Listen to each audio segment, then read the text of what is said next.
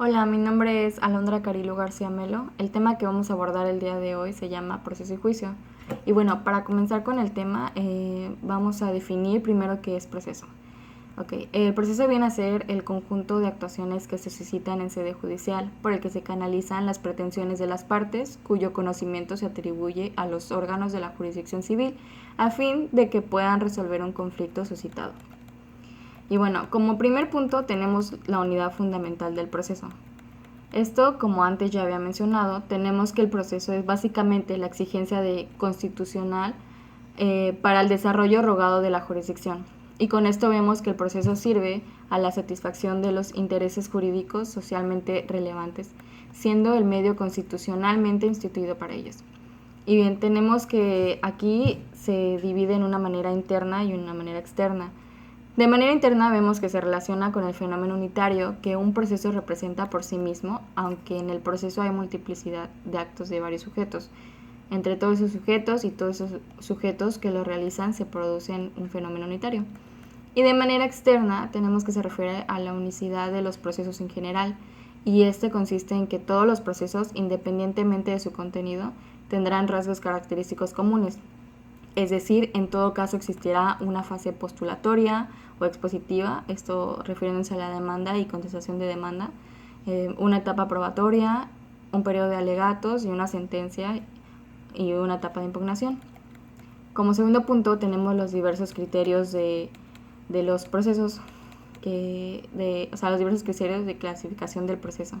Esto tenemos los procesos civiles, mercantiles y de familia, los procesos oral y escrito, el proceso inquisitorial, proceso dispositivo y proceso publicista.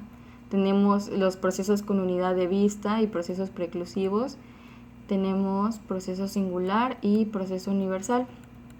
También tenemos los procesos uniinstanciales y biinstanciales, procesos de conocimiento y procesos de carácter ejecutivo. Muy bien, como tercer punto tenemos las fases procesales en materia civil. Para comenzar con esto, primero debemos saber que las fases procesales son los periodos en que se estructura el proceso civil. Son siempre fases sucesivas en el sentido de que está previsto que se desarrollen secuencialmente, siendo preciso que se complete una fase para poder pasar a la siguiente. Después tenemos los actos prejudiciales. Los actos prejudiciales, antes de que se inicie el proceso, el legislador autoriza la realización de actos procesales previos a juicio, necesarios para asegurar alguna prueba o para garantizar la eficacia pragmática del derecho que se intentará. El siguiente punto tenemos la clasificación y fundamento de los actos prejudiciales.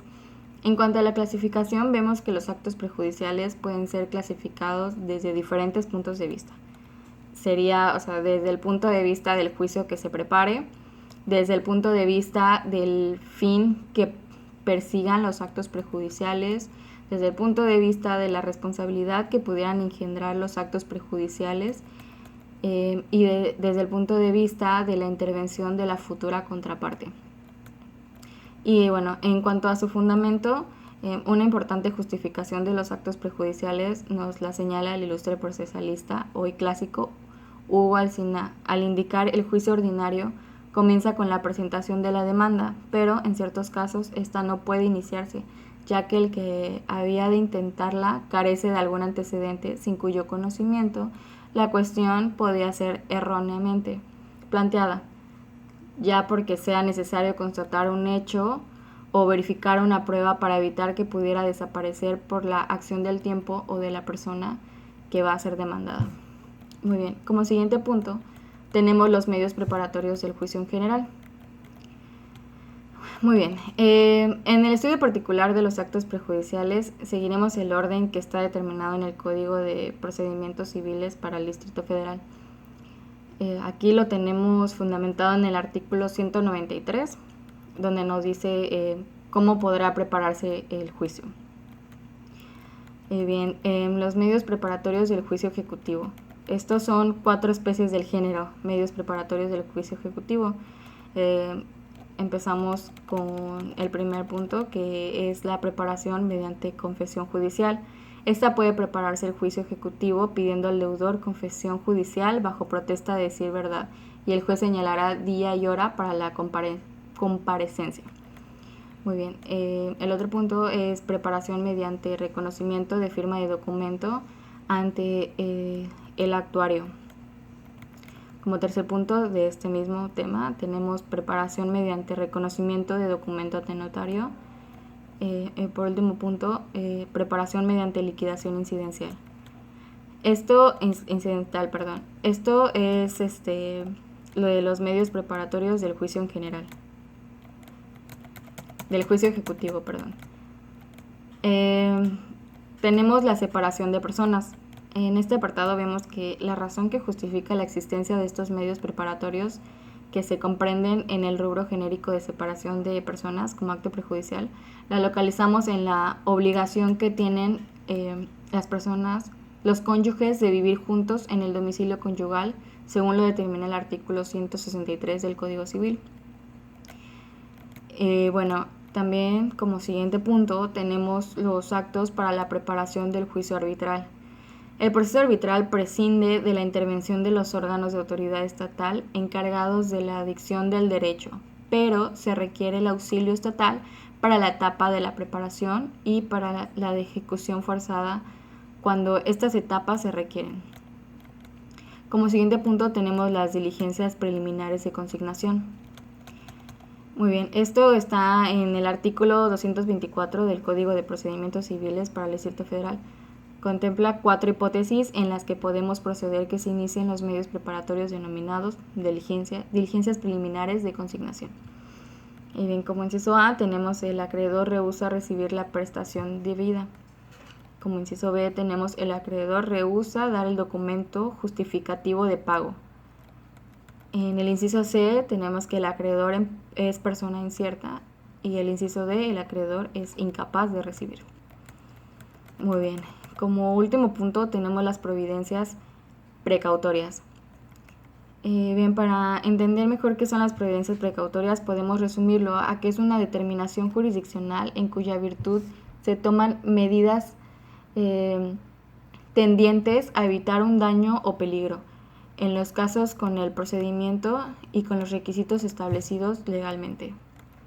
Tenemos también la procedencia de las providencias precautorias, que es el temor de ausencia u ocultamiento de persona contra quien se debe establecer o se haya entablado una demanda, temor de ocultamiento o dilapidación de bienes en los que debe ejercitarse una acción real, temor de ocultamiento o enajenación de bienes, y así. Dentro de este mismo tenemos igual los sujetos a lo que se dirigen las providencias cautelares, y tenemos también las clases de providencias precautorias, que es el arraigo de la persona, secuestro de bienes,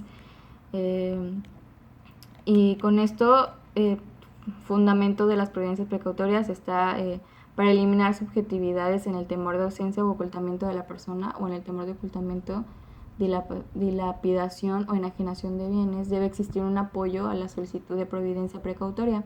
Tal respaldo ha de estar en la prueba de la objetividad de ese temor.